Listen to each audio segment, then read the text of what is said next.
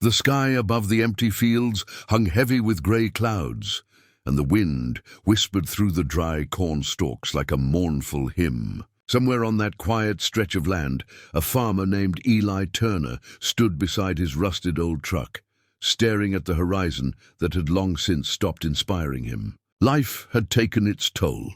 The drought, the debt, and the silence of a house once filled with laughter. He was about to head back when he noticed movement near the edge of his barn. A woman, thin, trembling, and covered in mud, staggered into view. Her clothes were torn, her eyes hollow. She clutched something small and metallic in her hand. Eli froze as she raised it. A gun. "Please." Her voice cracked like dry wood. "End my pain." For a moment the world seemed to stop. The wind died, and all that remained was her broken whisper echoing in the open field. Eli saw the despair written across her face, the kind of pain that had no words, only exhaustion.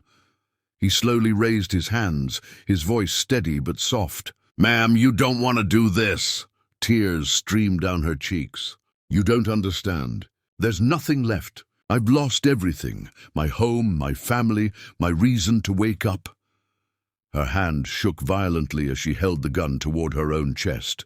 "Please, just help me end it." Eli took a cautious step forward. "What's your name?" "Lena."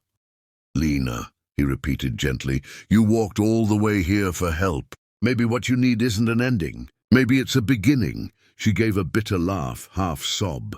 "A beginning? Look around, farmer. There's nothing but dirt and ghosts." Eli's eyes softened. "Then let's start with dirt. Dirt's where everything grows."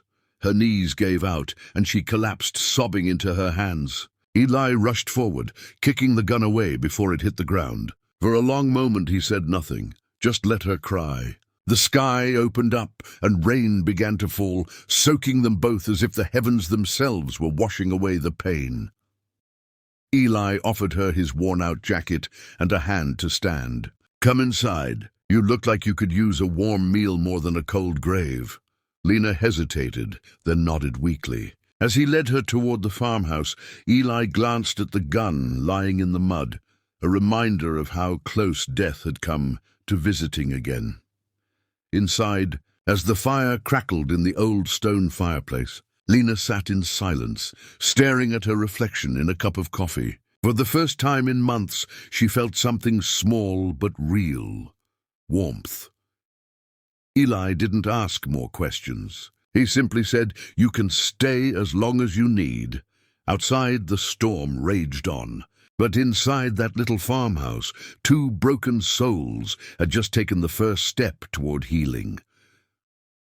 Morning sunlight filtered through the thin curtains of Eli Turner's farmhouse. The rain had stopped, leaving behind a silver mist over the fields. Lena sat by the window, wrapped in a faded quilt, watching the world outside come alive again. It felt strange to wake up and not feel the crushing weight of despair on her chest. Eli entered quietly, carrying 2 cups of coffee. "You sleep any?" he asked. She managed a small smile. "A little. It's the first time I've slept in weeks." For the next few days, Lena helped around the farm. Her hands, once trembling and weak, found strength in simple work. Feeding chickens, carrying water, helping Eli fix the old fence. Every task brought her back to life, little by little. Eli never pried into her past, though curiosity often burned in his eyes. He simply treated her with quiet kindness, something she hadn't felt in years. One evening, as the sun sank behind the hills, Lena finally told him the truth. "I was a nurse," she said softly. "My husband was a soldier. He didn't come back. I tried to keep going, but the hospital closed, bills piled up, and people stopped calling. I lost everything." Her voice broke. "I thought I was already dead inside." Eli nodded slowly. "I lost my wife 5 years ago, cancer. Since then, it's just been me and the land. Guess both of us were ghosts walking around." They sat in silence, the air heavy but honest. And then Lena asked quietly, "Why didn't you do it that day? When I asked you to pull the trigger?" Eli looked at her, his weathered face calm. "Because I saw something in your eyes, the same thing I used to see in mine. You didn't really want to die, Lena. You just wanted the pain to stop. And maybe I could help with that." Her eyes welled with tears again, but this time they weren't from hopelessness. They were from relief.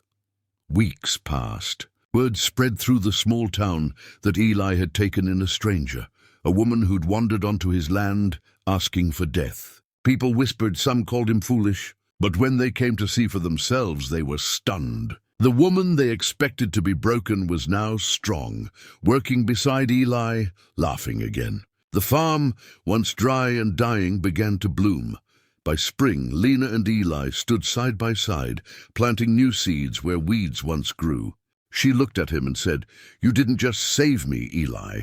You gave me a reason to live again." He smiled faintly. "Nah, you did that yourself. I just handed you the shovel." Months later, when the crops turned golden and the farm thrived again, folks from town came to visit. They couldn't believe what they saw. The woman who once begged for death now teaching children how to plant flowers. And as the sun set behind the fields, Eli whispered, "Sometimes the greatest miracle isn't saving a life. It's reminding someone why it's worth living."